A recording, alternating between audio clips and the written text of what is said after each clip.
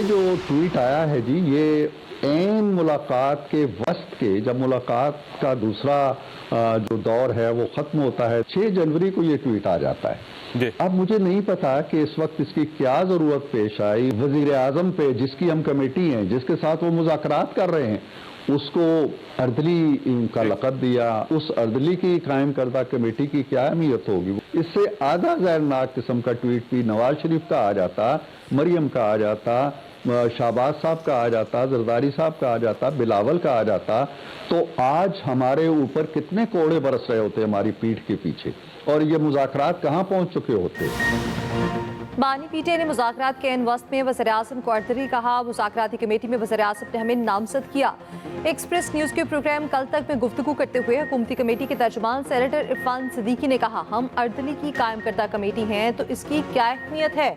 इससे आधा जहर आलू ट्वीट नवाज शरीफ, शहबाज शरीफ, मरियम, आसिफ जरदारी या बिलावल की तरफ से आता तो हमारी पीठ पर ना जाने कितने कोड़े बरस रहे होते और ये मुज़ाकरात कहाँ तक पहुँच चुके होते।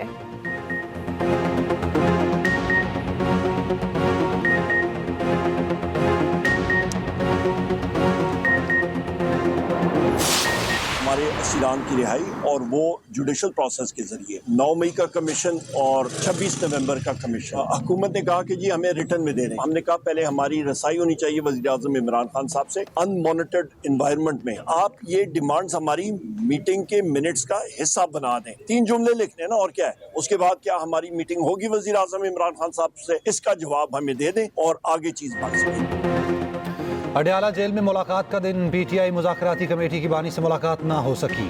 ऑपोजिशन लीडर उमर अयूब ने कहा, हुकूमत अपनी बात से मुकर रही, हुकूमत इख्तियार रखती है तो बानी से मुलाकात कराए। जेल जराए ने दावा किया, बानी से मिलने कोई ना आया। 1.5 साल में पहली बार बानी पीटीआई ने मुलाकात का दिन तन्हाई में गुजारा। एक्सप्रेस न्यूज़ के प्रोग्राम सेंटर स्टेज में गुफ्तगू करते हुए रहनुमा पीटीआई अली मोहम्मद खान बोले, बानी पीटीआई से मुलाकात होती है तो बात क्लियर हो जाएगी, मुलाकात नहीं करने देनी तो मुज़ाकरात ना करें। हुकूमत को तो चाहिए हमें सुबह शाम बानी से मिलने दें, मुज़ाकरात के सिवा कोई रास्ता नहीं, बानी से बात करना ही पड़ेगी। बानी पीटीआई को कोई जल्दी नहीं, बैकडोर मुज़ाकरात का मुझे कोई इल्म नहीं।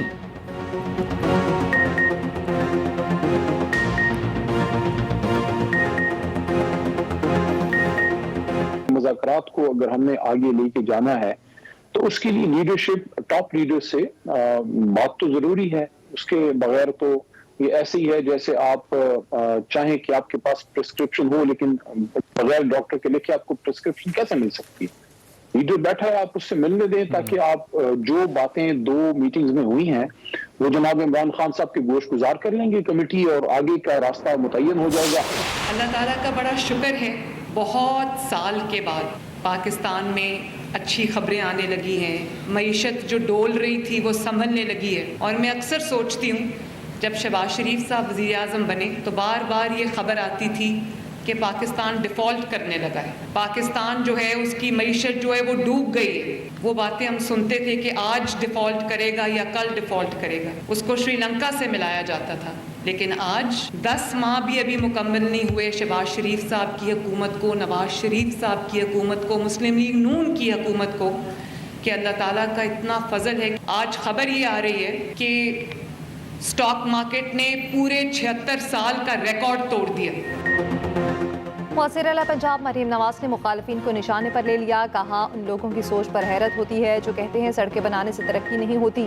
सड़क के बगैर कहीं कोई तरक्की नहीं होती। फुट एंड माउथ की बीमारी सिर्फ जानवरों में नहीं, इंसानों में भी होती है। जब उनका पाँव उठता है तो तबाही और बर्बादी आती है और जब उनके मुंह खुलते हैं तो गालियाँ निकलती हैं। जानवरों की बीमारियों का इलाज करेंगे, कई सियासी जमातों को जो बीमारियाँ हैं उनका भी इलाज करेंगे। पिछली हुकूमत ने 4 साल में क्या किया। पाकपतन में तकरीब से खिताब करते हुए कहा, सब जानते हैं नवाज शरीफ अपने वादे पूरे करता है, उनकी बेटी भी तमाम वादे पूरे करेगी। पंजाब के पहले लाइव स्टॉक कार्ड का इजरा, लाइव स्टॉक कार्ड्स भी तकसीम किए। वज़ीर आला की आमद पर किसानों का जोशो खरोश, ढोल की थाप पर भंगड़े, रिवायती घुड़ डांस। मरियम नवाज ने 3 सड़कों का इफ्तिताह भी किया।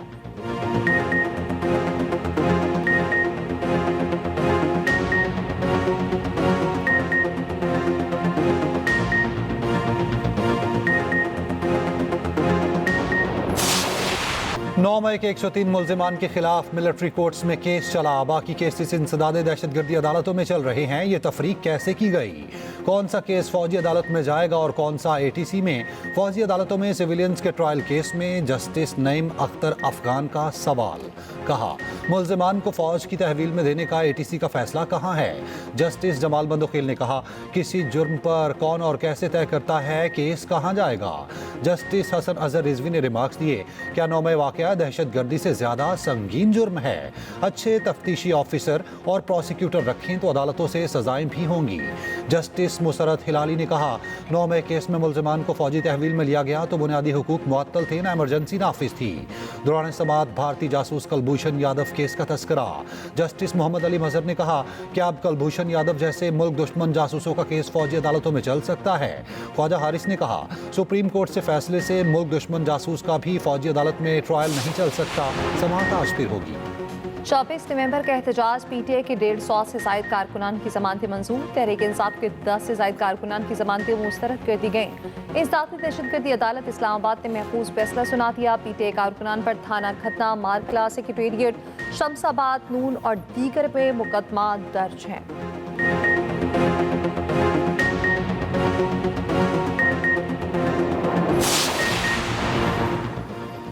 वज़ीर आला KP अली अमीन गंडापुर की नैब पर कड़ी तनकीद। कहा, शर्मनाक है, नैब हर साल ये रिपोर्ट जारी करता है, इस साल इतनी करप्शन हुई।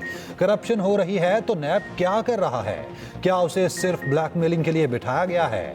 अली अमीन गंडापुर का पेशावर में नर्सिंग और मेडिकल कॉलेज बनाने का ऐलान। कहा, इस साल पेशावर यूनिवर्सिटी के लिए 50 करोड़ रुपए देना मेरा काम है। अगर पैसे ना दूं तो मेरे खिलाफ ऊ करके एहतजाज करें।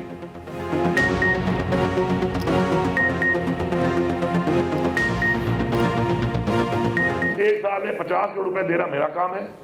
अगर मैं ना दूं तो हु करके या कुछ भी करके फिर मेरे खिलाफ एहतजाज कर लेगा, ठीक है? लेकिन अगर मैं वो 50 करोड़ रुपए देता हूं आपको तो फिर अगर वो काम नहीं होता और अगले साल जब मेडिकल के एडमिशन हो या नर्सिंग के एडमिशन हो और बच्चे एडमिशन का ना हो तो फिर कहीं मुझे आप पे हु ना करना पड़े। अली अमीन गंडापुर ने एहतजाज का दुरुस्त तरीका अपना ही लिया। वफाकी वज़ीर इत्तलात तारड़ का वज़ीर आला KP के बयान पर रद्द अमल। कहा, वज़ीर आला KP की जानिब से 10 माह में पहली मरतबा एहतजाज का दुरुस्त अंदाज अपनाना काबिल तहसीन है। काश वो वफाक पर चढ़ाई के बजाय ऐसे ही ऊ करके एहतजाज कर लेते।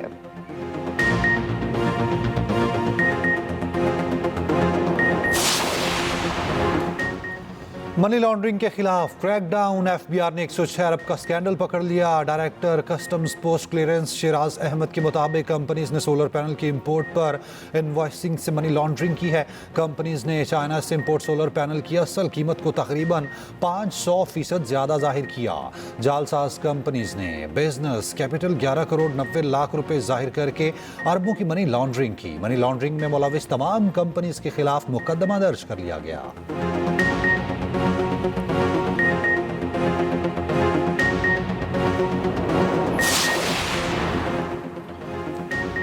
कुछ दिन साफ मौसम के बाद पंजाब में धुंध ने फिर डेरे डाल लिए। हद निगाह सिफर हो गई। ट्रैफिक की रवानी मुतासिर। मोटरवेज कई मकामात से बंद। तर्जुमान मोटरवेज के मुताबिक लाहौर से सियालकोट मोटरवे बंद कर दी गई। M2 पर धुंध के बायस लाहौर से कोट सर्वर तक सफर रोक दिया गया। M3 लाहौर से जड़ामाला तक बंद। मुसाफिरों को सफर के दौरान फॉग लाइट्स के इस्तेमाल और एहतियाती तदाबीर की हिदायत। सयाहती मकामात बर्फ से ढक गए। बर्फबारी के बाद हसीन तरीन नज़ारे।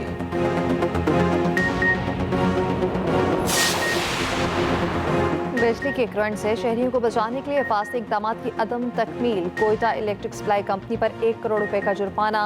नेपरा की केस्को रीजन में कंपनी को खंभों पर ग्राउंड अर्थिंग लगाने की सख्त हिदायत।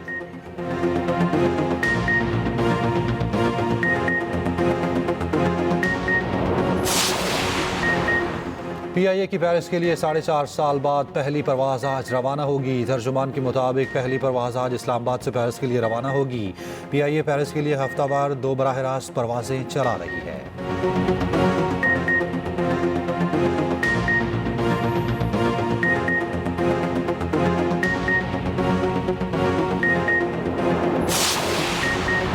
लॉस एंजलिस की खौफनाक आग हॉलीवुड तक जा पहुंची। कई हजार एकड़ रकबा जलकर राख।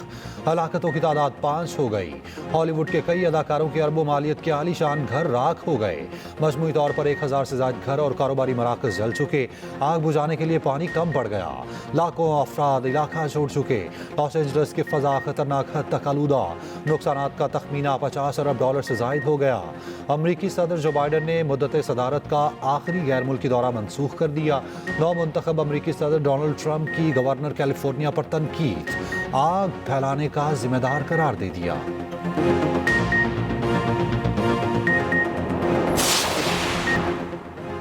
नोबेल इनाम याफ्ता Malala Yousafzai international education conference के लिए पाकिस्तान आएंगी। कॉन्फ्रेंस 11 और 12 जनवरी को इस्लामाबाद में होगी। कई ममालिक के मंतूबीन, माहिरीन और वज़रात शिरकत करेंगे।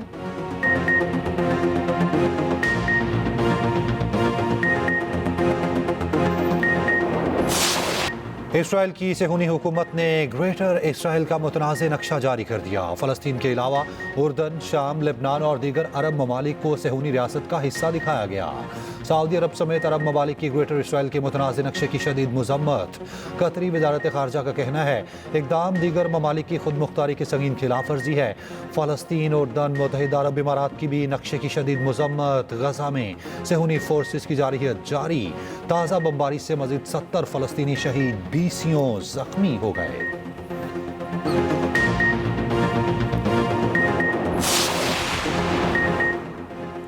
वाशिंगटन में साबिक अमरीकी सदर जिमी कार्टर की सरकारी सतह पर आखिरी रसूमात अदा की गई। नेशनल कैथेड्रल चर्च में तकरीब में अमरीकी सदर जो बाइडन, नौमुंतखब सदर डोनाल्ड ट्रंप, साबिक सदूर Barack Obama, George W Bush और बिल क्लिंटन ने भी शिरकत की। जिमी कार्टर के ताबूत को जॉर्जिया ले जाया जाएगा, वहीं तदफीन की जाएगी।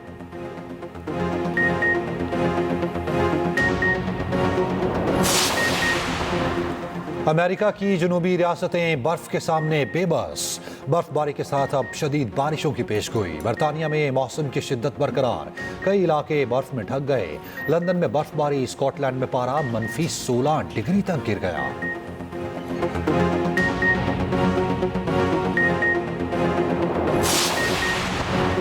लंदन में कौमी टीम के ओपनर साइम अयूब का चेकअप हो गया। मीडिया से गुफ्तगू में कहा डॉक्टर्स ने बेहतर करार दिया और कहा जख्मी टखने पर हल्का दबाव डाल सकता हूं। रिपोर्ट मेडिकल पैनल को भेजी जाएगी।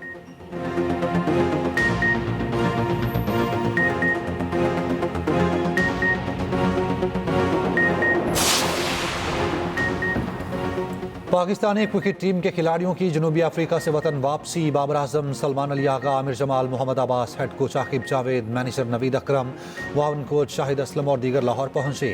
कप्तान चांद मसूद, साउद शकील, नुमान अली, मीर हमजा, हसीबुल्ला और दीगर की दुबई से कराची फ्लाइट थी।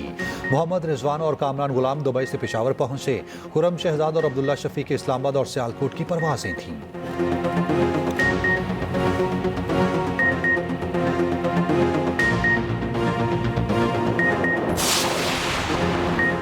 ICC under nineteen women's T20 world cup Karachi में 9 रोज़ा तरबियती कैंप खत्म। पाकिस्तानी टीम आज बरसा दुबई मलेशिया रवाना होगी। टीम की क़यादत कोमल खान कर रही हैं। 16 टीमों पर मुश्तमिल टूर्नामेंट 18 जनवरी से 2 फरवरी तक खेला जाएगा। ग्रुप बी में पाकिस्तान के साथ इंग्लैंड, आयरलैंड और अमेरिका शामिल। पाकिस्तानी टीम अपना पहला मैच 18 जनवरी को अमेरिका के खिलाफ खेलेगी। 20 जनवरी को इंग्लैंड, 22 को आयरलैंड से मुकाबला होगा।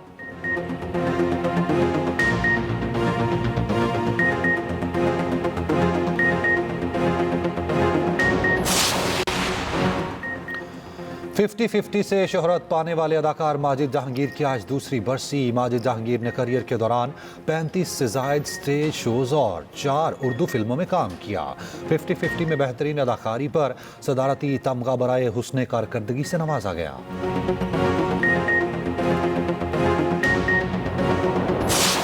हानिया आमिर ने इंस्टाग्राम पर सबको पीछे छोड़ दिया। 1 करोड़ 70 लाख से ज्यादा फॉलोअर्स के साथ टॉप पर।